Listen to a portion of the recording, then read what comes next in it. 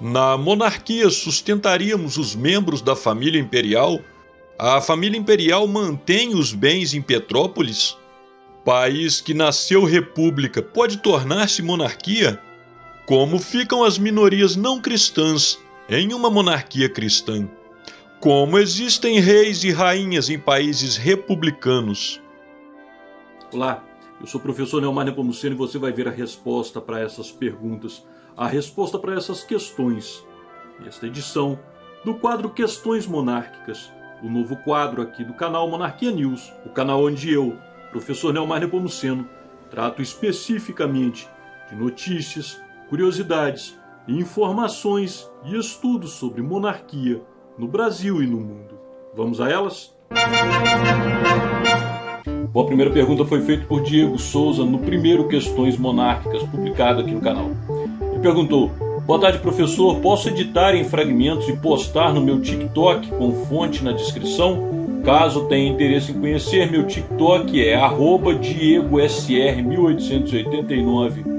Perfeitamente, Diogo, muito obrigado pela sua iniciativa e, lógico, respeitando a fonte, pode publicar o que quiser, tá? E peço desculpa por demorar a responder, pode ficar à vontade. É bom que ajuda a divulgar o canal aí. Muito obrigado pela sua participação. Bom, a segunda pergunta é o tipo de pergunta que às vezes até parece ofensivo, agressivo, e muitas vezes da forma como é feita acaba tomando mesmo essa conotação, né? Mas é necessário que se responda para elucidar, para esclarecer os mal-entendidos, as desinformações e eu diria até a ignorância mesmo que existe acerca do tema monarquia. Infelizmente, a maioria das pessoas que assumem posição contrária assumem por ignorância no bom sentido da palavra, né, por falta de conhecimento e muitas vezes por malícia das pessoas que promovem a desinformação e que propagam informação muitas vezes desencontrada, que não coincide com a realidade. Irair Leão Leal perguntou no vídeo sobre os príncipes e princesas, ou parte deles, né, os jovens príncipes e princesas da família imperial brasileira, perguntou se o reinado retornasse, ele quis dizer a monarquia, teríamos que sustentar todas essas bocas e os futuros agregados? Deixe esse povo trabalhar como assalariado e pagar seus impostos. Bom, muito bem. Apesar do tom agressivo, que logicamente denota a ignorância, volto a afirmar a ignorância no bom sentido, né? Eles atrás de cara uma oportunidade de elucidar o seguinte: não sei se você reparou no vídeo, mas todos lá trabalham, né? Todos são formados, trabalham, pagam suas contas, né, pagam seus impostos, como qualquer um, né? Uma hora eu queria fazer um vídeo dos filhos de presidente e de ex-presidente, só para fazer uma comparação, tá?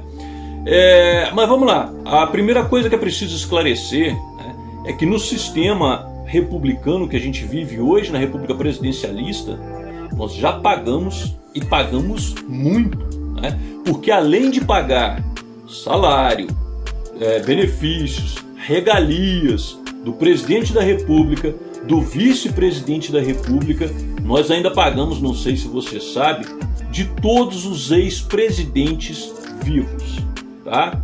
Então olha só, vamos só fazer uma comparação aqui. De acordo com a Constituição Federal de 1988, da Lei 7.474 de 86 e outros dispositivos legais, né, é assegurado ao presidente, após o término do seu mandato, tá, salário que hoje é de R$13 mil por um determinado período de tempo, não é vitalício, tá? Salário de R$13 mil, não estou certo agora por qual período, 4 seguranças para o resto da vida, 4 funcionários para trabalhar como assessores para o seu serviço pro resto da vida, 2 carros oficiais, 2 carros executivos de luxo, oficial, né? Abastecidos e com motorista pro resto da vida, tá? Além de cartão corporativo e passagens para deslocamento. Inclusive tem aquele famoso vídeo aí da Dilma sendo agressiva ao ser filmada voando de Fly Emirates, né? Dá uma pesquisadinha aí quanto que é uma passagem da Emirates. Isso independente do presidente ter sido cassado ou não, dele estar preso ou não, ter sofrido impeachment ou não, tá? Esses benefícios são pro resto da vida. Agora faz a conta aí. Segundo o próprio portal da transparência do governo federal, essas despesas que saem do nosso bolso, que nós pagamos, que nós já sustentamos, só no último ano circulou a casa de 4 milhões de reais. E nesse caso a gente nem está incluindo o presidente da República em exercício, nem o vice-presidente, que logicamente é tudo isso elevado a determinada potência, né?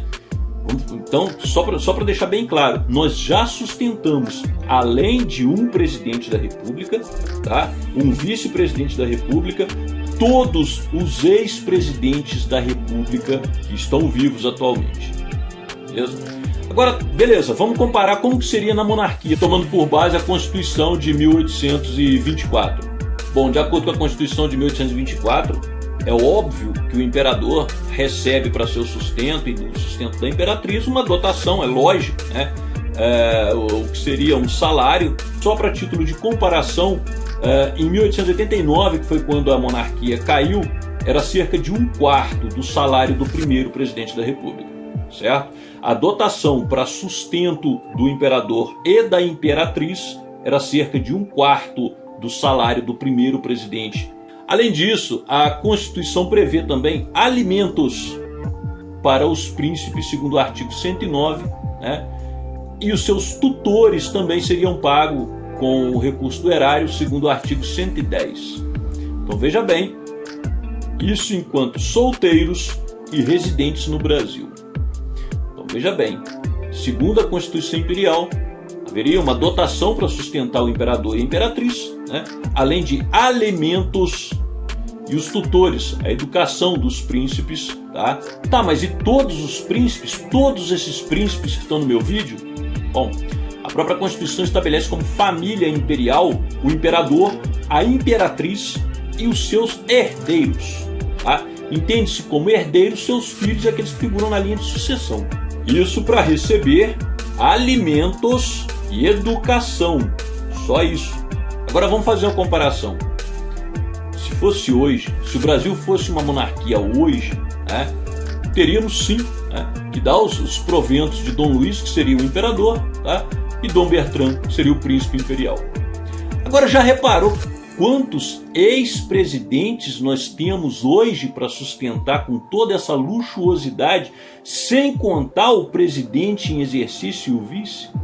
Compara aí, faz a conta direitinho e bota na ponta do lápis para você ver onde realmente a gente está sustentando bocas e mais bocas e onde seria mais economicamente viável, sobretudo para o contribuinte brasileiro. Bom, a próxima pergunta foi feita por Cláudio Dash, não sei. Ele perguntou o seguinte: numa monarquia cristã, como ficaria a minoria não cristã? Um jeito fácil de responder isso é o seguinte: ficaria da mesma forma que qualquer minoria étnica, cultural ou religiosa em qualquer monarquia que existe hoje em dia, certo? Desde as mais democráticas às mais absolutistas, eu não conheço caso em monarquias de perseguição religiosa ou qualquer forma de desfavorecimento. Mas vamos tomar uma como exemplo, tá? Eu penso que essa imagem ilustra bem como seriam as minorias, sobretudo religiosas, minorias não cristãs, em uma monarquia cristã. A princesa Martha Louise, da Noruega, que é a quarta na linha de sucessão ao trono norueguês, atrás apenas do príncipe Haakon e dos seus 2 filhos, né? Hoje está em vias de se casar, inclusive já teve as bênçãos do casal real para se casar com um xamã, portanto não é cristão, afro-americano, nascido nos Estados Unidos, Derek Verity, né? Então acho que isso ilustra bem o que seria das minorias não cristãs em uma monarquia cristã. Muito obrigado pela sua participação. A outra pergunta foi feita por Daniel Joy, né? Ele perguntou: a Argentina nunca teve um rei ou um imperador. Como eles conseguiriam ser uma monarquia? No penúltimo plantão Monarquia News, onde eu falei dos movimentos monarquistas que existem hoje mundo afora, estão crescendo, sobretudo em países que não foram monarquia, como é o caso da Argentina, do Peru, do Chile e assim por diante, tá? A pergunta dele reflete o que outro usuário também perguntou que é o seguinte: como um país que já nasceu república pode se tornar uma monarquia? Eu não encontrei de novo essa pergunta, peço desculpa à pessoa que a fez. Bom, vou fazer o seguinte: essencialmente, todo país em qualquer lugar do mundo, em algum momento ele fez parte de uma monarquia, né? Agora vamos considerar como ponto de corte aí a independência, né? Tiveram países que tiveram a sua independência de fato como república. E nesse caso, como um país que teve a sua independência, que se independeu, digamos assim, como república, pode se tornar uma monarquia? De várias formas. Existem vários casos ao longo da história, tá? Cada um com a sua própria história, com a sua peculiaridade, tá? A única coisa que eu posso garantir para vocês: eu desconheço um caso que tenha sido através de golpe, sendo a forma mais comum, geralmente com os mandatários do povo reunidos em assembleia, né, reunidos no parlamento do país, tomando essa decisão. O primeiro exemplo é a Holanda, né? Hoje, reino da Holanda, com o rei William Alexander, casado com a Argentina, a rainha Máxima Zorreguieta. Oficialmente a Holanda teve a sua independência em 1581 como uma república. A história da Holanda, mesmo antes da independência e a partir daí, é bastante complexa. Daria mais de um vídeo para explicar todos os seus pormenores, mas o fato é que uma parte do que hoje a gente entende como a Holanda, ou o Reino dos Países Baixos, né, tornou-se independente em 1581 como uma república, quando inclusive invadiu o Nordeste brasileiro, né, era a República Holandesa, tá? E ficou como uma república até ser dominada por Napoleão Bonaparte em 1795, tá? Após o domínio francês, após vencidas as forças de Napoleão, os líderes políticos da Holanda concluíram que a única forma de manter a unidade do país, sobretudo para fazer frente às ameaças do vizinho francês, seria através de uma monarquia. Então adotou esse regime a partir de 1813. Então essa é a forma mais comum, por via democrática, através de mudança na legislação, através dos representantes, dos mandatários do povo. E digo com certeza que a única forma que eu não conheço de uma república tornar-se uma monarquia é através de golpe de Estado. Eu não conheço um caso onde alguém tenha efetuado um golpe e se proclamado rei e assim sido aceito, reconhecido pelo povo. Muito obrigado pela sua participação. A próxima pergunta foi feita por Letícia de Maria Lima no último vídeo Plantão Monarquia News, onde eu falei da morte do rei da nação Zulu, Sua Majestade Goodwill Swatini, né? E ela perguntou o seguinte: mas a África do Sul não é uma republiqueta? Então, muito oportuna a sua pergunta, Letícia, porque ela traz a oportunidade de elucidar o conceito de federação de fato, né? Isso é uma federação. O que é federação? Federação é um conjunto de nações, um conjunto de estados independentes que de certa forma abrem mão da sua soberania, de modo que cada um desses estados, cada uma dessas nações mantém a sua autonomia em relação às demais, mesmo em relação ao governo central, mas é o governo central que forma o ente soberano, né? O exemplo mais claro que a gente conhece aqui é os Estados Unidos da América, onde cada estado tem a sua própria legislação, né? Tem lugar, por exemplo, que tem pena de morte, tem lugar que não tem, tem lugar que é liberado maconha, tem lugar que não é, tem estado que tem o sistema público de saúde, tem estado que não tem, sistema de educação pública, como que é, e assim por diante, e depende muito pouca coisa do governo central. No entanto, o governo central cuida das relações internacionais, cuida da defesa, né, daquilo que for tocante na segurança e assim por diante. Isso é uma federação de fato, tá? O Brasil, em tese, também é uma federação, uma república federativa, só que na prática, especificamente quem já morou em estados diferentes aqui sabe que na verdade não muda quase nada, né? Na prática isso aqui é um estado unitário, né? Só que tanto no Brasil quanto nos Estados Unidos, de fato todos os entes federados são republicanos, né? Mas a gente tem Mas a gente tem um outro país, um outro exemplo, que muita gente não se dá conta, mas é a França. Tá? A França, talvez a maior referência mundial de republicanismo, né?